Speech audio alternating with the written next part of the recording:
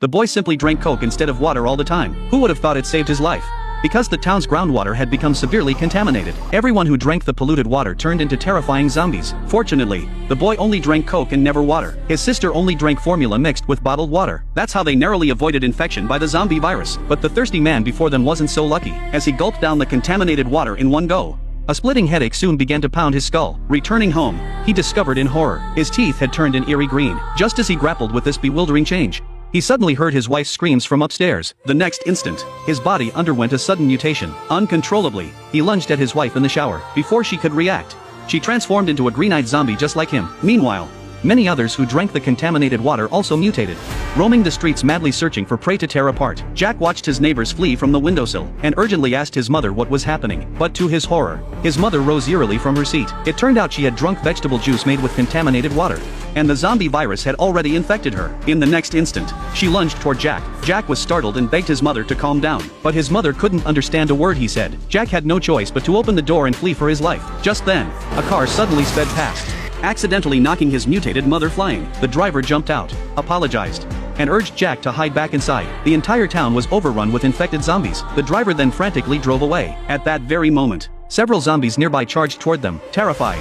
Jack yanked his mother back home. Fortunately, just before the zombies caught up, he managed to drag her inside. To prevent his mother from harming his newborn sister, he had no choice but to lock her in the bathroom. But his sister's cries only made the mother more frenzied. With no other option, Jack covered the stroller with toys. As his sister's cries gradually faded, the zombies outside finally quieted down. Though the immediate danger had passed, Jack now faced a grim challenge: how to survive with his baby sister. Just as he stood frozen in terror, the roar of aircraft suddenly echoed outside. To prevent the zombie virus from spreading, the military had bombed the town's only exit bridge, cutting off power and abandoning the residents to fend for themselves. The next day, Jack pulled out his phone to call for help, only to find the battery dead. Watching his sister wail from hunger, Jack mimicked his mother's actions, using the last bottle of water to mix formula for her. Then, to prevent his mother from starving, he grabbed a bunch of vegetables and headed into the bathroom. He intended to let his mother eat some greens, but his sister followed him from behind. The next moment, the zombie mother attacked his sister. Jack, horrified by the scene, quickly grabbed the vegetables to distract the zombie mother, but then his mother accidentally knocked over the TV cabinet.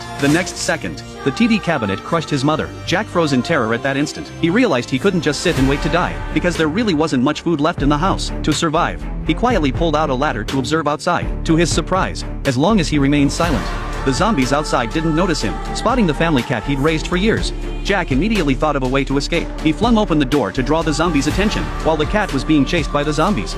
He scooped up his sister and dashed outside without looking back. He originally planned to hide with his sister in a supermarket, only to find the main doors firmly locked. With no other choice, he turned toward the back entrance, but it was sealed shut as well. Just as he was plunged into deep despair, a pair of strong hands suddenly pulled him inside. It was a police officer who had dragged him in, and there was enough food here for them to survive for a long time.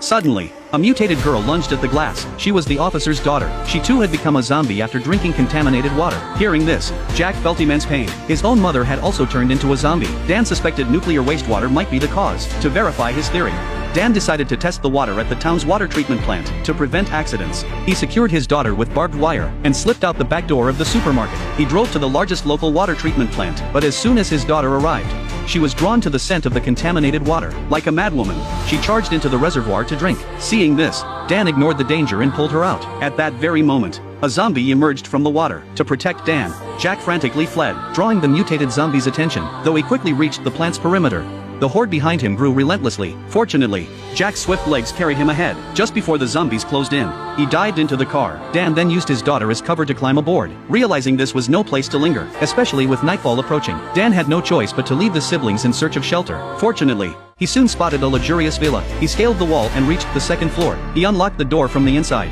Then Dan locked his daughter in a room. Jack also tucked his sister into a corner. But just as they got up to search for food, the little girl crawled out of the corner, driven by hunger. When Jack returned, she was already gone. Little did they know, at that very moment, two mysterious figures had quietly entered the villa, intending to eliminate them completely. They were well aware of the consequences of nuclear contamination. To prevent the truth from leaking out, they planned to wipe out every survivor in the town. Soon, Dan discovered bombs that had been planted in advance. Fortunately, Dan had studied bomb disposal before, but just then, his vision began to blur. He had drunk contaminated water while saving his daughter. This meant he too would soon mutate into a zombie. Finally, while he still had a sliver of consciousness, shakily disarmed the bomb. Exhausted, he collapsed unconscious. Meanwhile, Jack's sister entered the kitchen searching for food.